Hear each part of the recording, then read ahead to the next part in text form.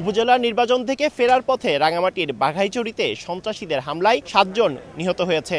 এছাড়া আরও 25 জন গুরুতর আহত হয়েছে। এর মধ্যে 18 জনকে উদ্ধার করে চট্টগ্রামের সম্মিলিত সামরিক হাসপাতালে নিয়ে আসা হয়েছে। এর মধ্যে একজন মারা যায়। বাকি 7 জনের অবস্থা গুরুতর হওয়ায় তাদের রাতেই ঢাকায় সম্মিলিত সামরিক হাসপাতালে নিয়ে যাওয়া হয়েছিল।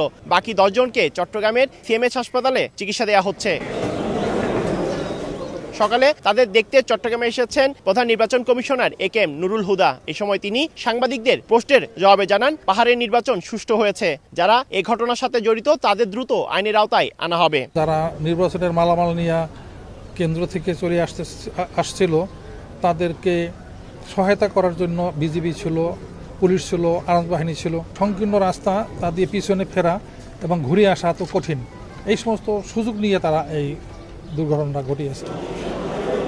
অন্যদিকে 24 পদাতিক ডিভিশনের জিওসি জানান, যারা আহত হয়েছে তারা এখন সুস্থ আছে। পাহাড়ে আধিপত্য বিস্তার করার কারণেই বারবার এ ধরনের সংঘাতের ঘটনা ঘটছে বলে অভিযোগ করেছেন রাঙামাটির সাধারণ মানুষজন। বাঘাইছড়ি সহ পার্বত্য এলাকার বিভিন্ন জায়গায় এই ঘটনাগুলো হচ্ছে, কিন্তু এইবার যেটা হয়েছে আমাদের এই যে সরকারি যারা কাজে গেছে নির্বাচন কাজে, তাদের তো কোনো দোষ নেই। তাদের উপর কেনই অতর্কিত হামলাটা হইলো, এটা আমাদের খুবই দুঃখজনক ব্যাপার। আমরা মাননীয় প্রধানমন্ত্রীর কাছে জোরালো আবেদন জানাবো, 3 পার্বত্য জেলাতে আবার সেনাবাহিনী স্থাপিত হোক।